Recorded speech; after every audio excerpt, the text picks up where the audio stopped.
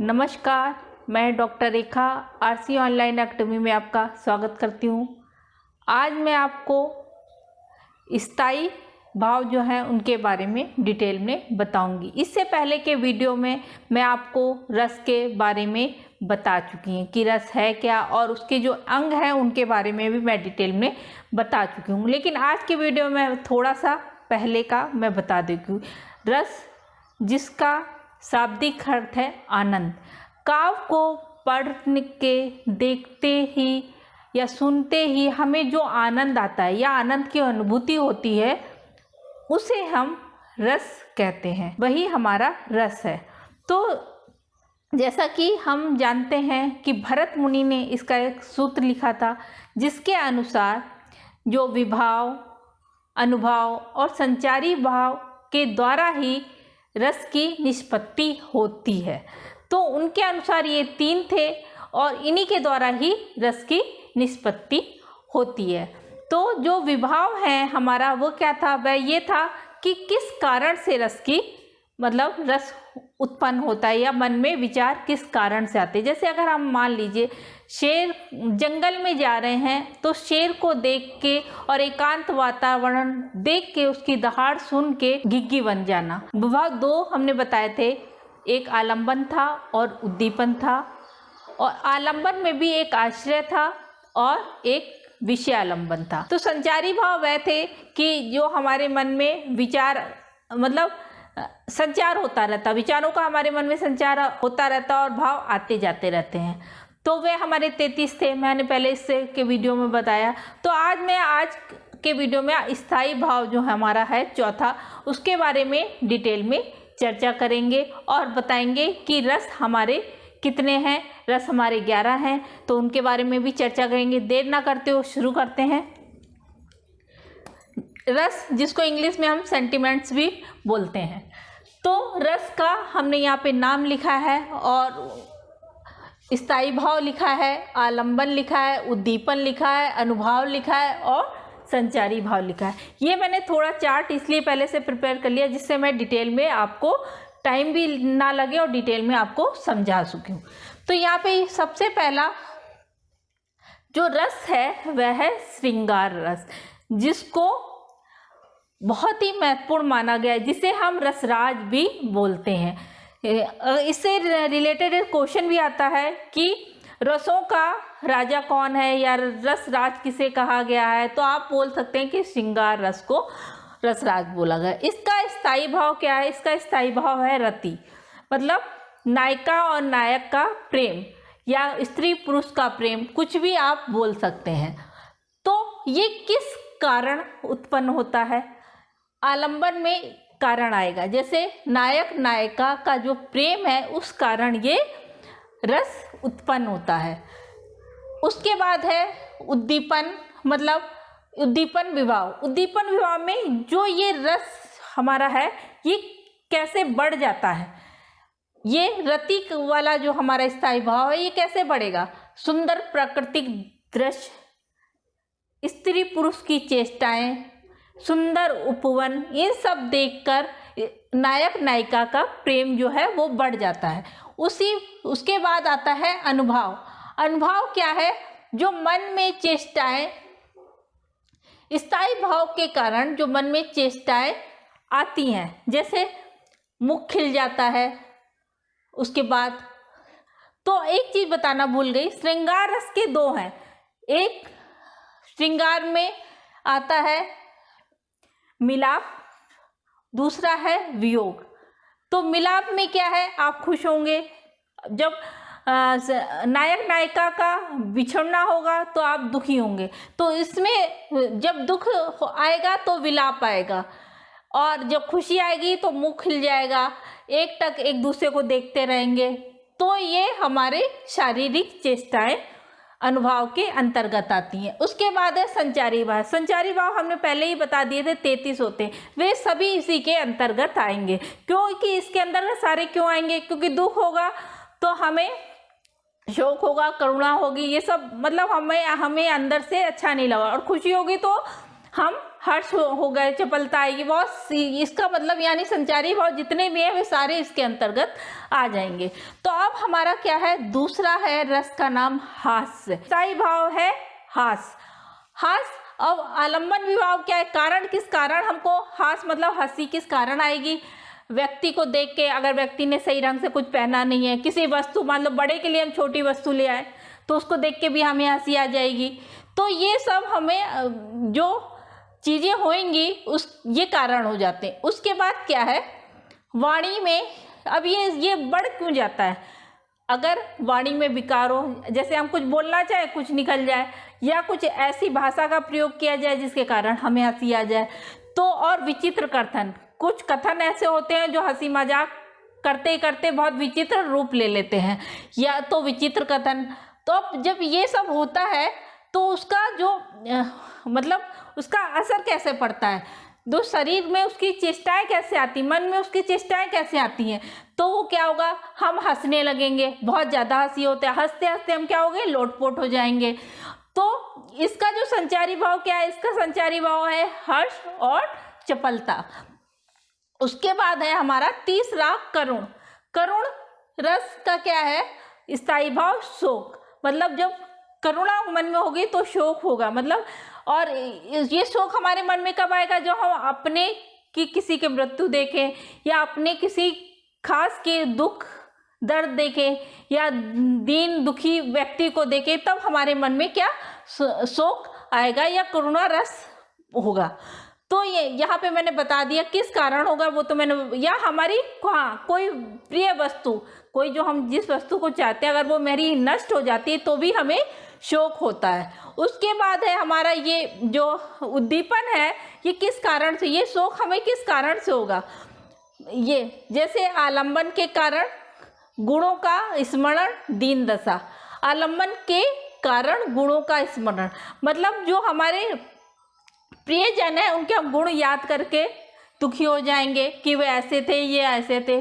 दूसरों की दीन दशा देख के हमारे मन में ये सब चीज़ें बढ़ जाती हैं। उसके बाद क्या होगा, ये अनुभव कैसे होगा, हम क्या करेंगे, चेष्टाएं हमारी मन की क्या होंगी, हमारे मन की चेष्टाएं होंगी, हम चीखेंगे, चिल्लाएंगे, विलाप करेंगे, रोएंगे, अश्रु बहाएंगे, तो ये सब हमारे चेष्टाएं होंगी मन की। उसके बाद क्या होगा, संचारी भाव क्या आएगा, संचारी भाव मोह होगा, विषाद होगी, हमें चिंता खा जाएगी, क्या है अब उस व्यक्ति का क्या होगा, जिसकी मृत्यु होगा, उसके परिवार वालों का क्या होगा। तो हमारे मन में ये भाव आएंगे और चले जाएंगे। संचारी भाव वे भाव हैं जो आते हैं और चले जाते हैं, वो हमारे मन में स्थायी रूप से नहीं रहते। जैसे चिंता क्षण भर के लिए आई और चली गई, ऐसे ही। उसके बाद है चौथा हमारा वीर। वीर रस है। वीर रस का स्थायी भाव क्या है, वीर रस का स्थायी भाव है उत्साह। जो व्यक्ति वीर होगा वही उत्साहित होगा ना। तो इसमें क्या है, जिनको देखकर लड़ने का भाव है, जिनको देखकर लड़ने का भाव, हमारे शत्रुओं को ही देखकर हमें लड़ने का भाव आएगा। तो जिनको देख के, कारण क्या है, हमें जैसे भाव कब आएगा, उत्साह भी होगा और प्रसन्नता भी होगी। अगर हमें शत्रु से लड़ने को कहा जाए तो हमें वहाँ पे प्रसन्नता भी आएगी और हमें उत्साह भी होगा कि हम अपने शत्रुओं को मारने जा रहे हैं। तो उसके बाद है हमारा उद्दीपन। उद्दीपन में क्या आएगा, उद्दीपन वह होते हैं जो इन चीज़ों को, उत्साह को हमारे बढ़ा देते हैं। वह क्या है, शत्रुओं की ललकार। शत्रु अगर हमको ललकारेगा तो हमारे मन में उत्साह जागृत हो जाता है। और जो गीत हैं, देशभक्ति के गीत कह लो, चरणों के गीत मैंने, यानी देशभक्ति के गीत। उसके बाद क्या होगा, जो हमारी शारीरिक या मन की चेष्टाएं होंगी वह क्या होंगी, हमारे भुजाएं फड़फड़ाने लगेंगी, मतलब आंखें गुस्से से लाल हो जाएंगी, और हम तब सैन्य, मतलब जो हमारी शक्ति है या जो हमारे साथी हैं उनको हम उत्साह बढ़ाना चाहेंगे उनका।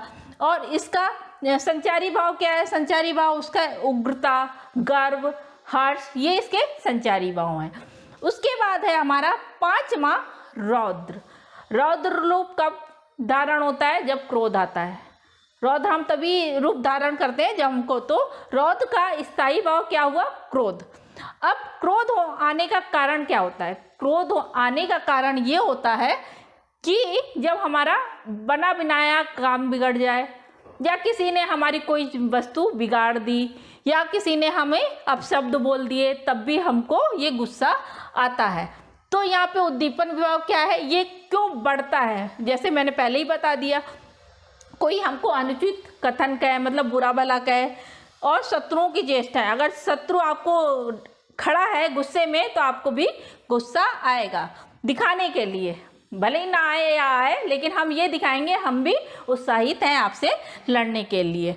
उसके बाद क्या है, हमारा जो अनुभव है, यानी हमारी मन और शरीर की जो चेष्टाएं हैं वो क्या करेंगी, हमारे आंखें लाल हो जाएंगी, हम दांत पीसने लगेंगे, दूसरे पे प्रहार करने की कोशिश करेंगे। तो ये हमारे अनुभव हैं।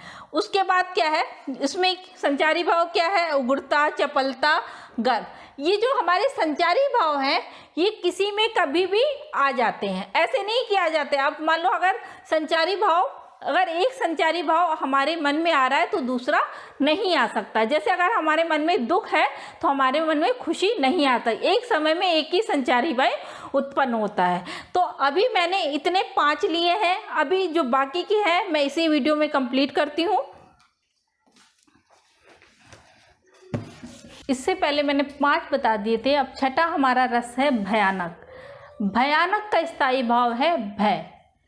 भय किसके कारण, मतलब जिसे देखकर हमें भय हो। इसका उद्दीपन विभाव क्या है, मतलब भय क्या, कैसी चीज़ें बढ़ा सकती हैं, जानवर को देख के, किसी व्यक्ति को देख के, जैसे हम लोग टीचर को देख के डर जाते हैं, तो भय बढ़ाने वाली यहाँ पे वस्तुएं।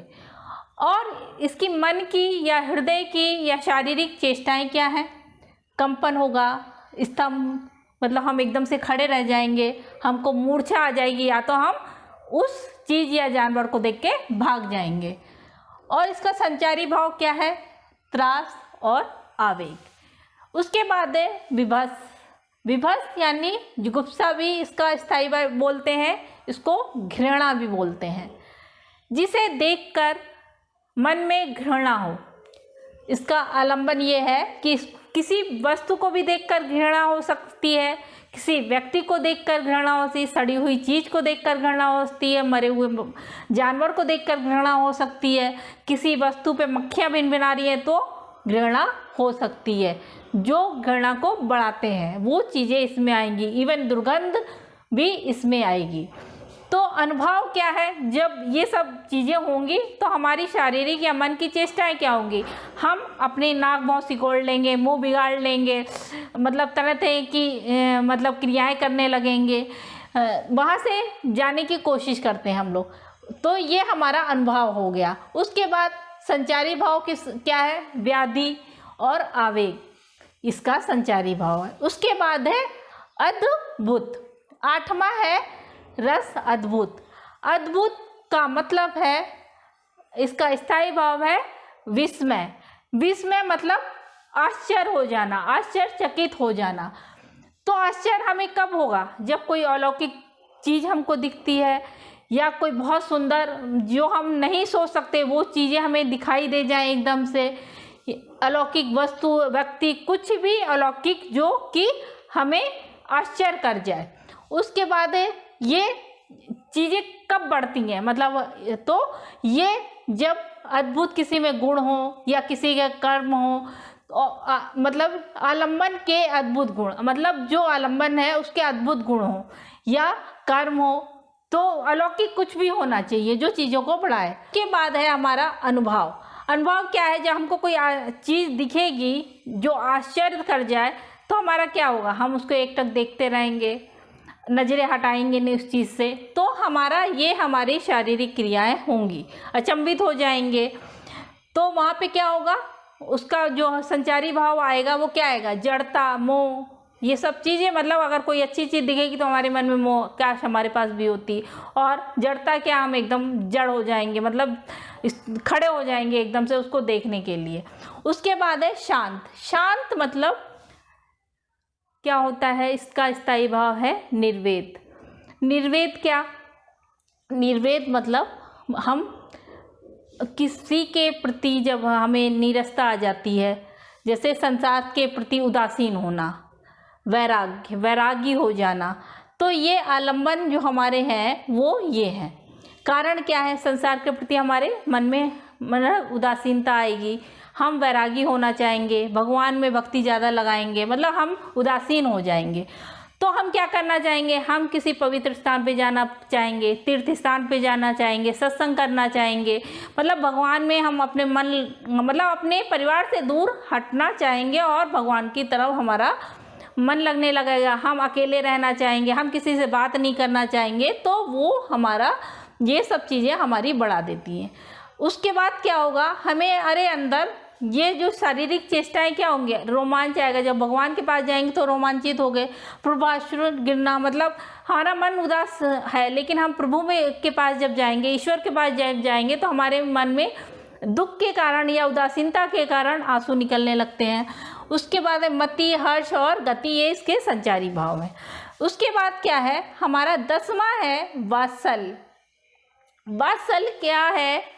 वात्सल ये बच्चे के लिए कह लीजिए वात्सल्य प्रेम है। का जो स्थायी भाव है वो वत्सल। क्या हो? वत्सल किसके प्रति, मतलब किस कारण से होगा? किसी बच्चे के प्रति होगा, या जो हमसे छोटा है उसके प्रति हमारे मन में भाव आएगा।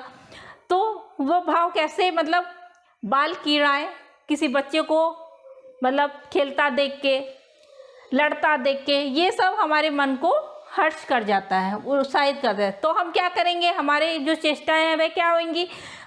हम बच्चे को चूमेंगे, हम उसकी जो क्रियाएं हैं उसको देख के प्रसन्न हो जाएंगे, मन में हर्ष का भाव आ जाएगा। तो ये हमारा संचारी भाव यहाँ पे आ गया। उसके बाद है भक्ति। भक्ति का रति भाव है अनुराग, प्रेम। अनुराग मतलब अनुराग किसके प्रति? देव के प्रति होता है।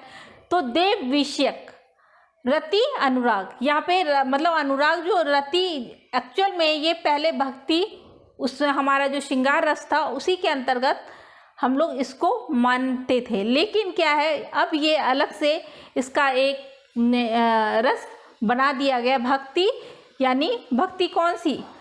भगवान के प्रति। तो ये इसका कारण क्या है? देव होंगे, हमारे जो पूर्वज देव होते हैं या इष्ट देव जिनको बोलते हैं वो।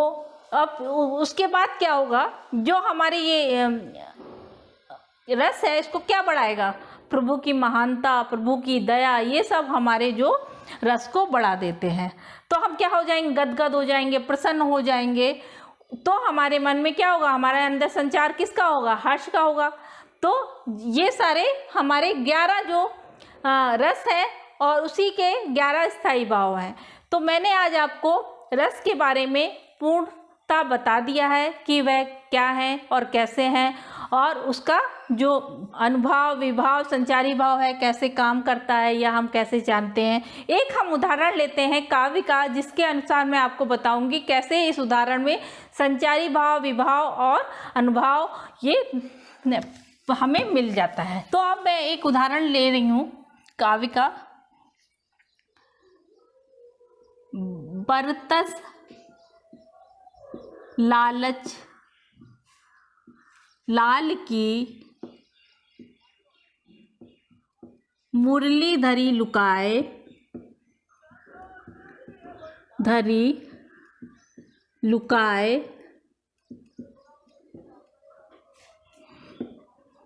सौ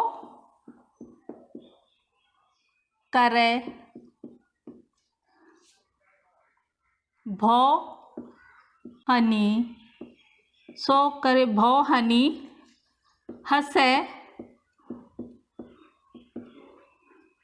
दैन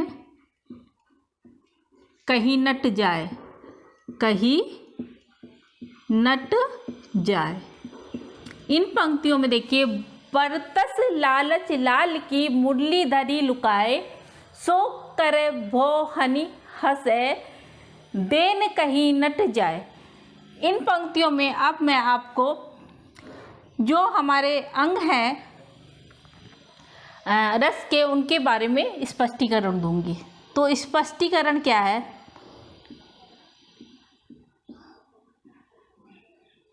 स्थायी भाव इसमें है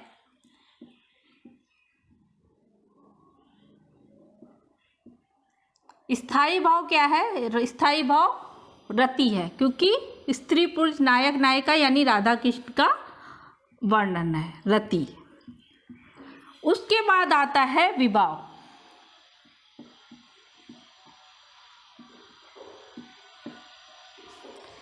विवाह क्या है? इसमें विवाह आलंबन,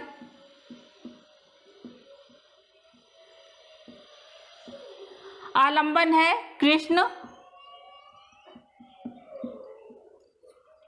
और आश्रय है राधा।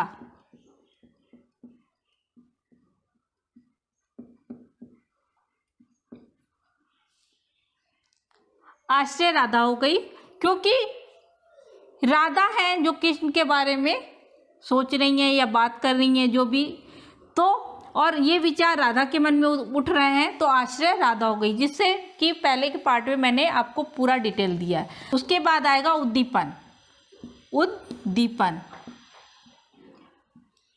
उद्दीपन क्या है? बात करने की, राधा की बात करने की लालसा, बात करने की लालसा, किससे? कृष्ण से।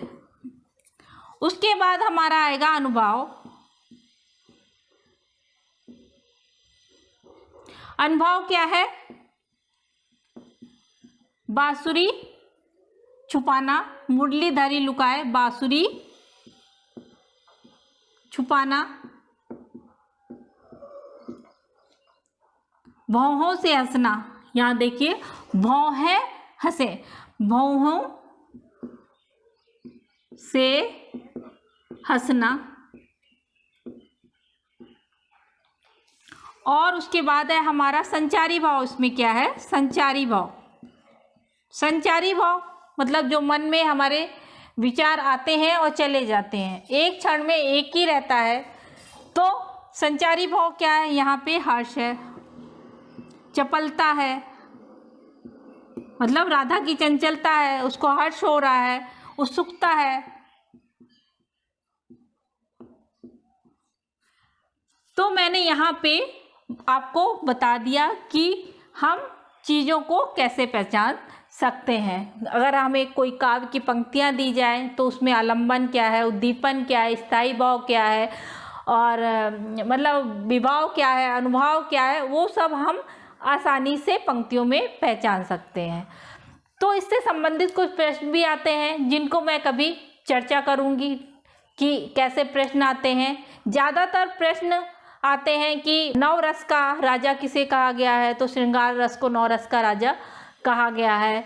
या भरत मुनि के सूत्र जो है उसमें कौन कौन से अंग आते हैं, तो विभाव, अनुभाव और संचारी भाव, उनके द्वारा इसकी स्थायी भाव की निष्पत्ति हुई है। इस तरह के कई क्वेश्चन आते हैं एग्ज़ाम में, और हम आसानी से, अगर हमको पूरा डिटेल में पता है तो हम उन प्रश्नों को आसानी से उत्तर दे सकते हैं। तो अगर आपने हमारे दोनों वीडियो को देखा है तो आपको, हमें नहीं लगता कोई परेशानी होगी आंसर देने में।